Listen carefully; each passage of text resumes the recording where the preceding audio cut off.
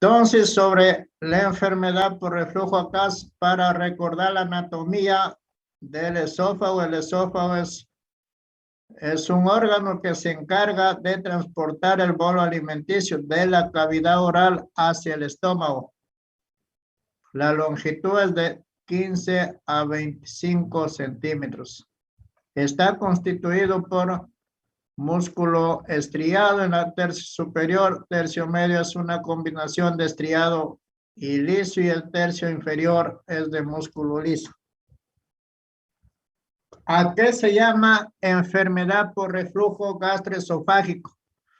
Es una afección recurrente que se debe al reflujo gastroduodenal, es decir, al contenido gastroduodenal hacia el esófago. Va a producir una variedad de síntomas, ¿ya? Puede presentarse con daño de la mucosa o sin daño de la mucosa. Cuanto a la epidemiología va a ser variable de acuerdo al país, a la región, pero se presenta con alta frecuencia hasta 1/3 de la población, hasta 30%, ¿no? Y es motivo de frecuencia de consulta al médico general y al especialista, ¿no? Con respecto al sexo, es más frecuente en el varón, sobre todo mayor de 40 años. Cuanto a la fisiopatología, vamos a ver de que hay 3 aspectos importantes a tener en cuenta: el esfínter esofágico inferior, la competencia antirreflujo y los factores anatómicos. En cuanto al esfínter esofágico inferior, ¿no? La presión normal del esfínter esofágico inferior es de 10 a 30 milímetros de mercurio. Si es que disminuye menor de 10, no hay problema. Ya cuando la presión disminuye menor de 5, ahí sí vamos a ver de que ya se produce dicha patología.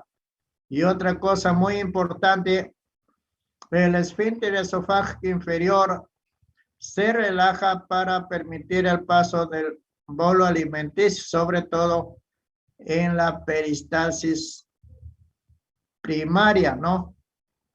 Entonces, acá va el esfínter esofágico inferior, va a presentar relajaciones transitorias que no está relacionado con el bolo alimenticio. Las relajaciones transitorias van a durar menor de 10 segundos para evitar el reflujo. Si estas relajaciones duran mayor de 10 segundos, entonces se va a presentar dicha patología. Ahora, por el otro lado, la barrera antirreflujo, es decir, de que las glándulas salivales van a secretar también contenido rico en bicarbonato y la mucosa del esófago también va a secretar moco para poder proteger a la mucosa. Y tiene que ver también la calidad del reflujo, el contenido de reflujo, como por ejemplo el contenido pancreático que va a contener proteasas, ¿no? Proteasas, sobre todo la tripsina, las sales biliares, el ácido del estómago y la pectina. El ácido de la pectina incluso va a hacer más daño a la mucosa del esófago, ¿no? Y por otro lado, acá la barrera que hemos comentado, sobre todo la secreción de glándulas salivales, secreción de moco también de la mucosa del estómago. Y tiene que ver también las uniones celulares, la resistencia del tejido, es decir, las membranas celulares para evitar que fluya el ácido hacia la célula, ¿no? Tiene que ver también el flujo sanguíneo, un flujo sanguíneo adecuado, lo cual va a llevar oxígeno, va a llevar también bicarbonato y va a barrer también los hidrogeniones. Y algo importante también, cuando hay reflujo al tercio inferior del esófago, se va a activar la peristalsis secundaria para poder ordeñar el contenido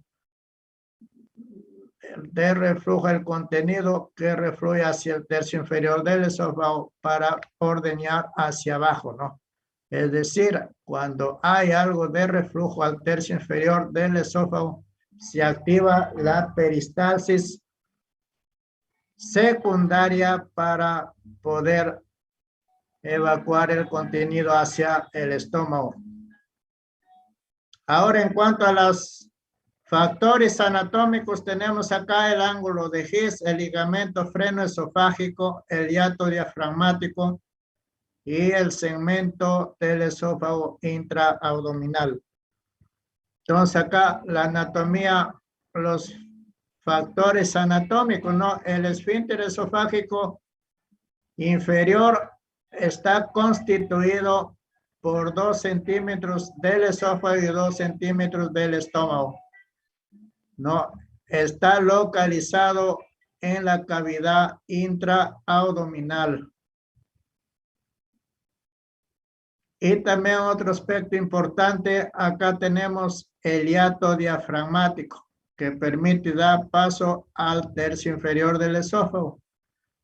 El ángulo de His, que está constituido por el fondo del estómago y la cara lateral del esófago. El ligamento frenoesofágico, es decir, todas estas estructuras van a fortalecer la presión del esfínter esofágico inferior para evitar que el contenido gastroduodenal refluya hacia el esófago.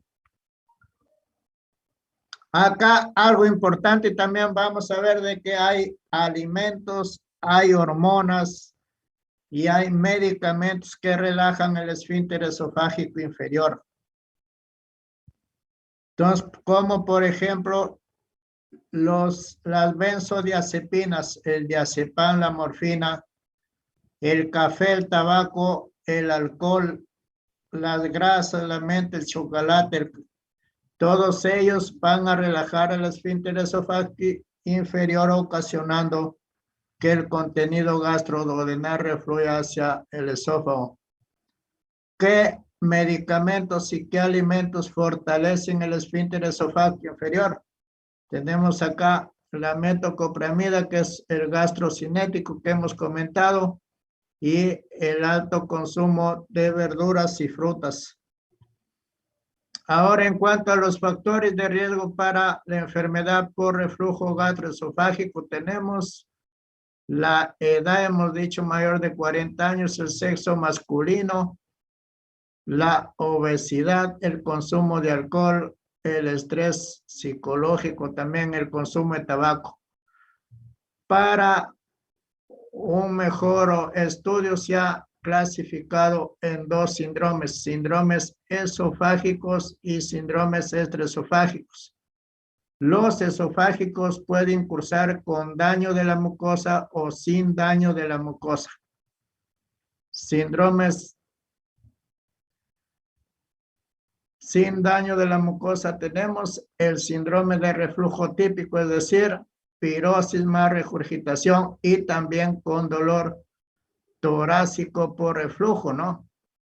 Y el con daño de la mucosa puede haber una esofagitis erosiva, puede haber estenosis esofágica, paciente va a cursar con disfagia, el esófago de Barrett, que es la metaplasia intestinal con la presencia de células caliciformes, y también la complicación, el adenocarcinoma del tercio inferior del esófago o de la unión gastroesofágica. Entonces acá, sobre todo las asociaciones establecidas, cuando hay compromiso del aparato respiratorio, el paciente va a cursar con tos, con laringitis, con afonía, alteración dentaria y las asociaciones propuestas con problemas de faringe y también compromiso pulmonar. La esofagitis erosiva puede ocasionar también, conforme progresa la enfermedad, una estenosis péptica y el paciente puede cursar con disfagia. Cuanto a las manifestaciones clínicas, acá tenemos la pirosis, que la mayoría de casos mejora con antiácidos. La regurgitación se puede presentar post ingesta de los alimentos o al adoptar posturas inadecuadas. Si el paciente cursa con disfagia, tenemos que descartar una neoplasia o a lo mejor membranas esofágicas. La disfagia se va a producir cuando el diámetro del esófago disminuye menor de 13 milímetros. También puede cursar el paciente con hemorragia digestiva con presencia de melena o en todo caso hematemesis por las erosiones, ¿no? Manifestaciones extraesofágicas, puede cursar el paciente con otitis, puede cursar con afonía, con tos, cuando hay compromiso del aparato respiratorio, con dolor torácico, no cardíaco y también alteración del esmalte dentario. Para el diagnóstico acá es fundamental si es que hay sospecha de enfermedad por reflujo gastroesofágico, vamos a dar la prueba terapéutica, que consiste en administrar inhibidores de bomba de protones a dosis estándar. ¿Qué significa dosis estándar? Una sola dosis al día, media hora antes del desayuno, de 2 a 4 semanas. Si es que hay mejoría, entonces ya está definido el diagnóstico de enfermedad por reflujo. Si es que no hay mejoría, tenemos que asegurar de que el paciente ha cumplido el tratamiento. Si ha cumplido el tratamiento, debemos duplicar la dosis o en todo caso cambiar a otro inhibidor de bomba de protones. A pesar de ello, no hay mejoría, se debe indicar la endoscopía digestiva. La endoscopía digestiva tiene baja sensibilidad porque la mayoría de casos la mucosa va a estar normal, ¿no? Pero tiene alta especificidad, sobre todo para identificar lesiones malignas. Si es que la endoscopía es negativa, no hay patología que justifique la molestia. Se puede indicar pH-metría de 24 horas. La pH-metría va a identificar sobre todo el reflujo ácido. El reflujo ácido. Entonces, si es que a pesar de ello no se encuentra la causa, vemos de que el reflujo no es ácido, ¿no? Y si el reflujo no es ácido, incluso no va a responder muy bien a los inhibidores de bomba de protones. El examen que tiene mayor sensibilidad es la impedanciometría más pH-metría. ¿En qué pacientes se puede indicar la impedanciometría? Pacientes que no responden a doble dosis de inhibidor de bomba de protones, la manometría es normal y hay también presencia de síntomas atípicos. Es el método más sensible. Síntomas atípicos se debe a que hay molestias extraesofágicas, ¿no?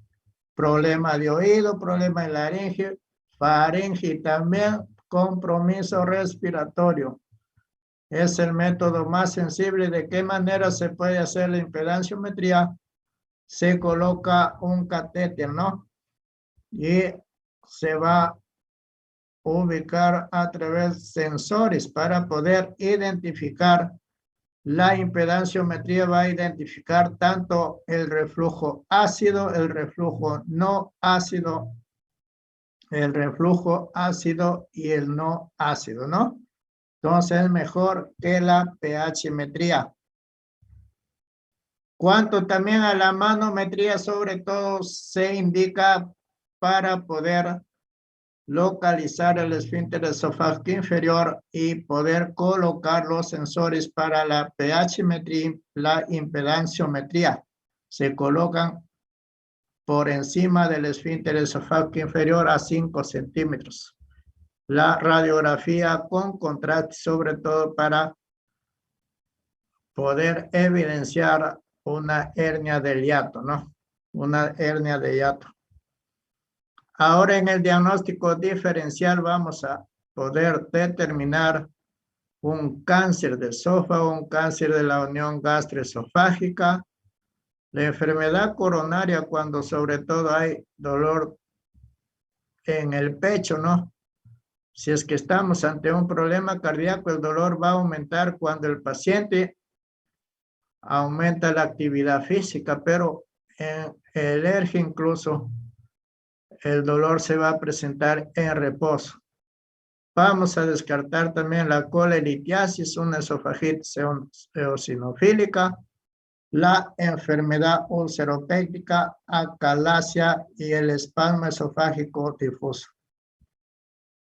Cuanto al tratamiento, el objetivo es control de la sintomatología, la curación de las lesiones si es que lo presenta, prevención de la recidiva y las complicaciones, evitar sobre todo la progresión a adenocarcinoma. Las medidas generales que vamos a recomendar son sobre todo la dieta, administrar tratamiento farmacológico y en algunos casos tratamiento quirúrgico. Cuanto a las recomendaciones que vamos a dar, levantar la cabecera de la cama 45 grados, acostarse a 3 horas después de la cena. Si es que hay obesidad, bajar de peso, evitar prendas ajustadas y evitar los alimentos que hemos comentado de que relajan el esfínter esofágico inferior. Los chocolates, el café, la menta, grasas, picantes, alcohol, tomate, cítricos y las frituras, ¿no? Van a relajar el esfínter esofágico inferior. El antiácido más recomendado es el sucralfato. ¿Por qué? Porque se une a la pexina y se une a las sales biliares y neutraliza, ¿no? El tratamiento más indicado, el gold estándar, es los inhibidores de bomba de protones, que con una efectividad hasta en un 90%, ¿no?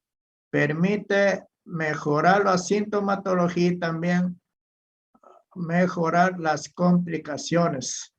Si es que tenemos un ERG típico y no complicado, entonces vamos a dar dosis estándar, hemos dicho, de 2 a 4 semanas. Acá algunos detalles de acuerdo a la patología en el ERG con esofagitis erosiva grave.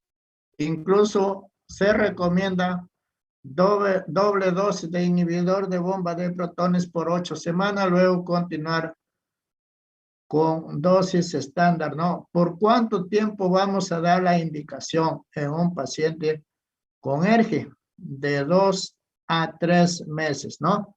De ahí se recomienda suspender el tratamiento por un tiempo o en todo caso consumir el tratamiento a demanda solamente cuando hay sintomatología. Cuando hay enfermedad por reflujo gastroesofágico y una sintomatología atípica. ¿En qué casos hemos dicho que es sintomatología atípica? Cuando hay compromiso de laringe, de faringe, de oído y de pulmones. Entonces ahí sí podemos dar a doble dosis incluso hasta 12 semanas. Y debemos agregar también en todo caso un gastrocinético para permitir una adecuada evacuación gástrica y también fortalecer el esfínter esofágico inferior. ¿Qué gastrocinéticos conocemos? Ya lo hemos comentado. La levosulpirida, domperidona y la metoclopramida se administra 20 minutos antes de cada comida. 20 minutos antes de cada comida. si es que en la historia clínica y en el examen clínico vemos que el paciente tiene factores como bajo estrato socioeconómico y también ha tenido antecedentes de maltrato físico, maltrato sexual, o tiene algún grado de ansiedad, también se debe de indicar moduladores de la sensibilidad visceral, como antidepresivos tricíclicos y la sertralina, o en todo caso, una evaluación por psicología y psiquiatría. ¿En qué pacientes se debe recomendar la cirugía a pacientes jóvenes que tienen buena respuesta a los inhibidores de bomba de protones, pero que no desean ya continuar el tratamiento por el temor de los efectos colaterales de los inhibidores de bomba de protones? En aquellos pacientes también que tienen ya estenosis péptica recurrente, ¿no? Ahí se puede indicar ya un tratamiento quirúrgico. Acá sobre todo el algoritmo para el manejo de la enfermedad por reflujo. Hemos dicho, si es que hay síntomas típicos, ¿no?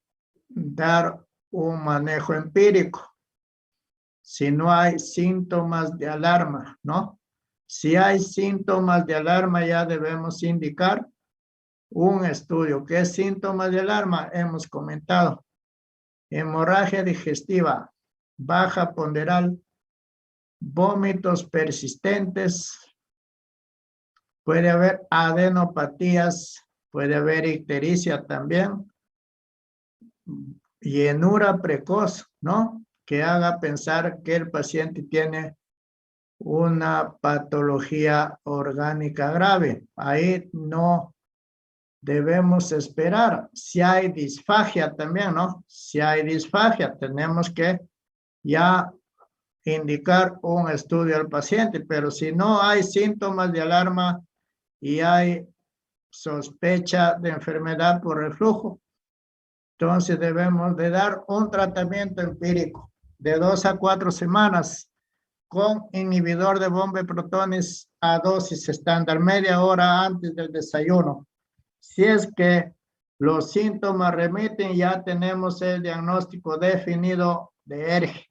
Continuar el tratamiento de 2 a 3 meses. Si es que no hay mejoría, asegurar el cumplimiento del tratamiento. En todo caso, si ha cumplido el paciente, duplicar la dosis o cambiar a otro inhibidor de bomba de protones. Si a pesar de ello, la clínica persiste, indicar la endoscopía. Si la endoscopía es normal, se indica la pH-metría en 24 horas. Si el reflujo es no ácido, indica la impedanciometría. Si a pesar de ello continúa las molestias y la impedanciometría es normal, considerar una pirosis funcional. Una pirosis funcional. Ahora, en cuanto a las complicaciones del ERGE, las complicaciones que puede ocasionar es el Barrett, ¿no? El Barrett, que es la metaplasia intestinal con presencia de células caliciformes.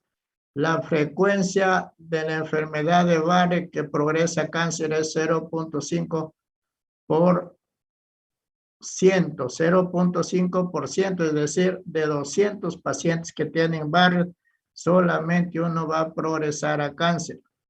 Otra complicación que vamos a tener es la estenosis péptica. El paciente va a cruzar con disfagia.